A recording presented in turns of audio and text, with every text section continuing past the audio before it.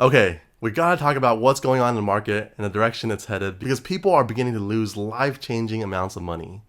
It seems like every day there's a new video or news article talking about how a recession is here and that's why stocks are plunging and the economy will eventually crash. For every investor out there, it just doesn't feel good right now to stay invested, and many wish they held all cash.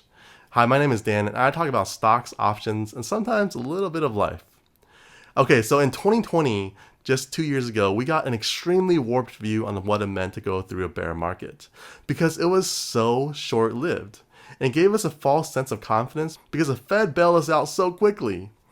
At the start of the pandemic in 2020, the market plunged by more than 30% over 30 days. The moment the market recovered, though, was the day that the Federal Reserve announced their economic support. But now the party is over, and the Federal Reserve is doing the exact opposite. And understandably so, because inflation is getting out of control.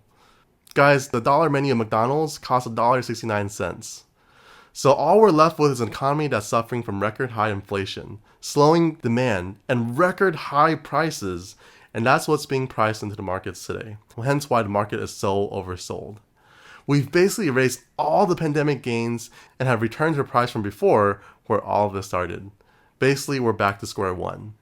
So here's what you need to know.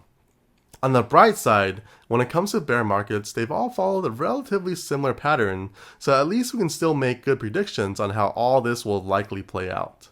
Now, nothing is certain, but we can make informed predictions.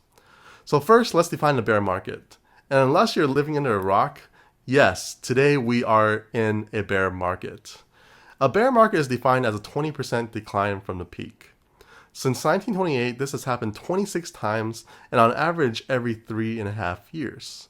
So what we're seeing right now is not uncommon. It would actually be more unusual if the market just continued to go up indefinitely. In the history of the market, the worst bear market was in 1929. The Dow Jones declined almost 90% over 3 years and the worst stock market drop ever. The crypto market unfortunately looked similar to that this year.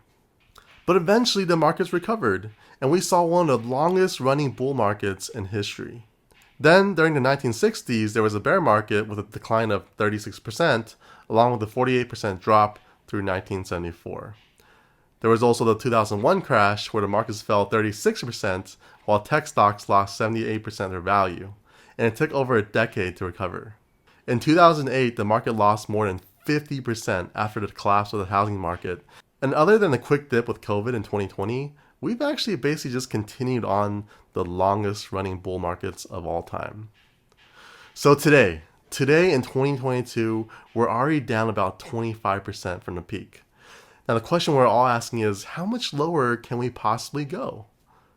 Well, if we look at the past, we can see that the average bear market sees a decline of roughly 35% over 289 days, with the most severe being the 2008 Great Recession decline of over 51% an entire year.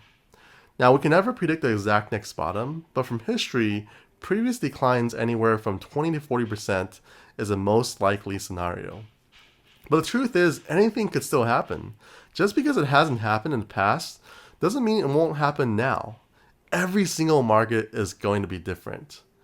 Market conditions can change so fast that predicting a bottom is impossible. And on top of all our problems with inflation, in 2022, no one could have predicted the Russia-Ukraine war, and no one could predict when it's going to end.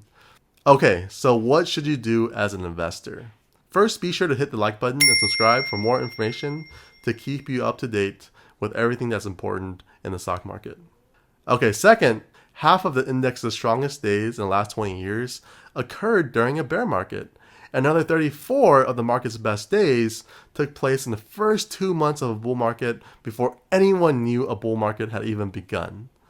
And that's really important to know because had you just missed the top 10 strongest days over 5 years, your overall return drops from 15% to 3.75%.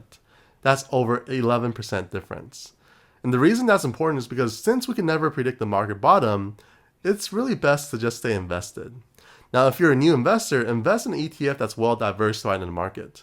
Warren Buffett recommends dollar cost averaging, which is basically just buying a set of stocks or ETFs every single month. It's a proven way to have great returns over time. If you've been investing for more time, then you would know that Warren Buffett doesn't just follow his own rules. But instead, he actually does fundamental analysis to find undervalued stocks. So this is a good time to have a shopping list. Look for undervalued companies that have plenty of cash to weather the storm and are making a lot of money. If you're currently invested, I would stay invested in good companies that have good income and healthy balance sheets. Don't be investing on margin right now, as the market is extremely prone to further drops. And if you're able to set aside cash, having cash will be very opportunistic because it gives you buying power to buy in if the market dips even more. Okay, so that leads us to the most important question. Should you buy the dip? Personally, I would not yet buy the dip because we've only seen about a 25% drop. And given the position the federal government is in dealing with inflation, the uncertainty of the Russia-Ukraine war, and uncertainty in this entire bear market, I think there is still more room for a market to drop. Now, if the market drops another 10%, I'm probably going to be buying. Okay guys, if you enjoyed this video, make sure to hit the like button and subscribe for more videos like this. Thank you so much for watching, and we'll see you around in the next video.